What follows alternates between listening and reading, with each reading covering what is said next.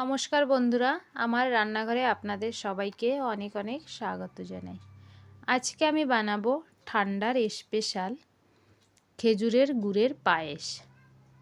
অনেক সময় খেজুরের গুড়ের পায়েস বানাতে গিয়ে কিন্তু পায়েসটা ফেটে যায় বা অনেক টাইম লাগে। আজকে আমি আপনাদের 15 থেকে 20 মিনিটের মধ্যে পায়েস বানানো দেখাবো। আর পায়েসটা কিন্তু একদম ফেটেও যাবে না। খুবই সহজভাবে আমি পায়েসটা বানাবো। তো চলুন পায়েস বানানো শুরু করি। তো এখানে আমি পায়েস বানানোর জন্য নিয়েছি চাল, আতপ চাল নিয়েছি। এমন নয় যে গোবিন্দভোগ চাল নিতে হবে, যে কোনো আতপ চাল আপনারা নিতে পারেন। খেজুরের গুড় নিয়েছি 1 বাটি, চিনি নিয়েছি 1 বাটি, আর কাজু আর কিশমিশ নিয়েছি। আর চালটাকে আমি আধা ঘন্টার জন্য ভালো করে ধুয়ে ভিজিয়ে রেখে দিয়েছিলাম। এখানে আমি 2 কিলো গরুর দুধ জাল করতে বসিয়ে দিয়েছি। দুধটা এখানে জাল হয়ে গিয়েছে।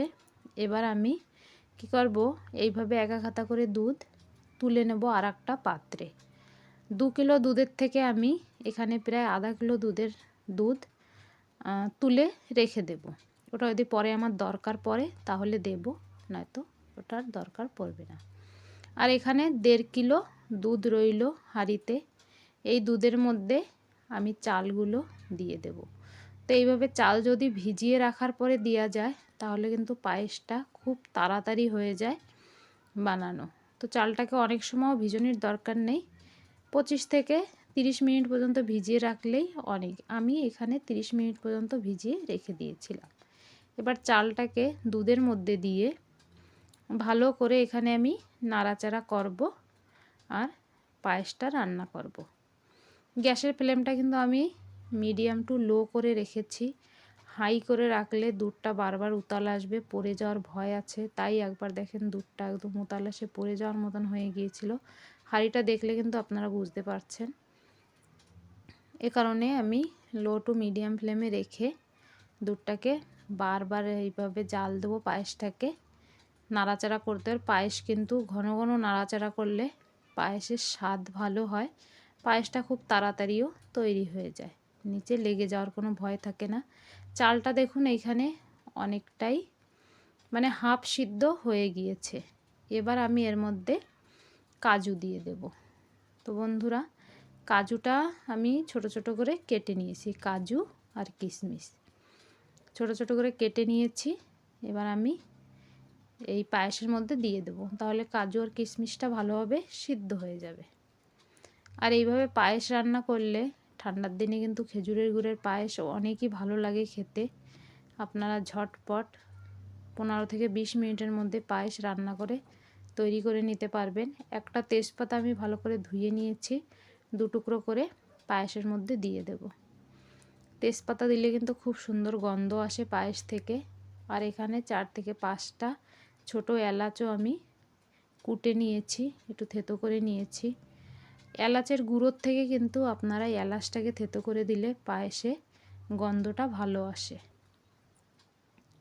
তারপরে এভাবে আমি নাড়াচাড়া করতে করতে পায়েসটাকে রান্না করছি। তো বন্ধুরা, এই ঠান্ডার দিনে কিন্তু পিঠে পায়েস খেতে অনেকই ভালো লাগে। আর খেজুরের গুড়ের পায়েস তো খুবই ভালো লাগে। আর এখানে কিন্তু আমি সব কিছু বাটি মেপে নিয়েছি আর 150 গ্রাম পরিমাণ হিসেবে নিয়েছি। তো দেখেন পায়েসটা কিন্তু অনেকটাই রান্না হয়ে গিয়েছে, গাঢ় হয়ে গিয়েছে, চালটাও কিন্তু একদম গলে গিয়েছে। তো বাকি যে দুধটা আমি রেখেছিলাম ও দুধটা কিন্তু আমার আর দরকার পড়লো না। এখানে 150 গ্রাম চালের জন্য আমার 1.5 কিলো দুধই পারফেক্ট ছিল। তারপরে এখানে আমি চিনি নিয়েছি 150 গ্রাম, চিনিটা আমি দিয়ে দেবো পায়েসের মধ্যে। তো এখানে কিন্তু খেজুরের গুড়টা বেশি লাগবে বন্ধুরা। আমি খেজুরের গুড়টা 150 গ্রামের থেকে বেশি নিয়েছি, চাল চিনি সব 150 গ্রাম হিসেবে নিয়েছি। খেজুরের গুড়টা এখানে আমার 200 থেকে 250 গ্রাম আছে প্রায় খেজুরের গুড়। আর খেজুরের গুড়টা বেশি লাগবে, কারণ পায়েসে কিন্তু খেজুরের গুড়ের পায়েস রান্না করছি, তো গুড়টা বেশি তো লাগবেই, নয়তো গুড়ের যে একটা গন্ধ সেন্ট আসবে ওটা বেরোবে না অল্প গুড় দিলে, রঙটাও ভালো আসবে না। এই জন্য গুড়টা এখানে আমাদের বেশি দিতে হবে। আপনারা চাইলে কিন্তু পুরোটাই গুড় দিয়ে রান্না করতে পারেন, তা সেটা তো সম্ভব হয় না, এই জন্য সামান্য একটু চিনিও দিতে হয়। আর দেখুন এখানে সুন্দরভাবে আমাদের পায়েসটা হয়ে গিয়েছে রান্না। এবার আমি পায়েসটাকে নামিয়ে হালকা একটু ঠান্ডা করে নিতে হবে। গরম গরম ফুটন্ত অবস্থায় কিন্তু আপনারা গুড় দেবেন না, গুড় দিলে কিন্তু পায়েসটা ফেটে যাবে। আমি এখানে 4 থেকে 5 মিনিট ঠান্ডা করে নেওয়ার পরে গুড়গুলো আমি গ্রেট করে নিয়েছি, ছোট ছোট টুকরো করে নিয়েছি।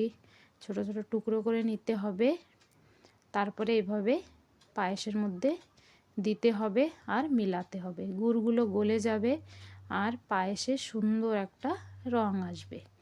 এইভাবে দেখুন আমি সব গুড়গুলো দিয়ে দেব। আর দেখেন 15 থেকে 20 মিনিটের ভিতরে আমার পায়েস রান্না হয়ে গিয়েছে। আর গ্যাসের ফ্লেমটা আমি কিন্তু লো টু মিডিয়ামেই রান্না করেছি। হ্যাঁ, মাঝের মধ্যে 1-2বার একটু হাই করেছিলাম, আবার লো মিডিয়াম করে দিয়েছিলাম। আর দেখেন গুড়গুলো দিয়ে এভাবে অল্প অল্প করে গুড় দেব আর ভালো সুন্দর করে এভাবে মিলিয়ে নিতে হবে। তারপরে পায়েসটাকে আপনারা 1-2 ঘন্টা রেখে দেবেন। যখন ঠান্ডা হয়ে যাবে তখন সার্ভ করবেন, সবাইকে খেতে দেবেন। অনেকই ভালো লাগে, পিঠে পায়েস কিন্তু ঠান্ডা অবস্থায় ভালো লাগে বন্ধুরা। ভিডিওটি যদি ভালো লেগে থাকে ভিডিওটিকে লাইক করবেন, চ্যানেলটাকে সাবস্ক্রাইব করে নেওয়ার অনুরোধ রইল। কমেন্ট করে জানাবেন কেমন হয়েছে। আর এই ঠান্ডার সময় ঘরে এইভাবে পায়েস তৈরি করে সবাইকে খাওয়াবেন। তো দেখুন এখনও হালকা গরম আছে, ঠান্ডা হয়নি ভালো করে। ঠান্ডা হয়ে গেলে কিন্তু আরও টেস্টি হবে। আজকের মতন এই পর্যন্ত।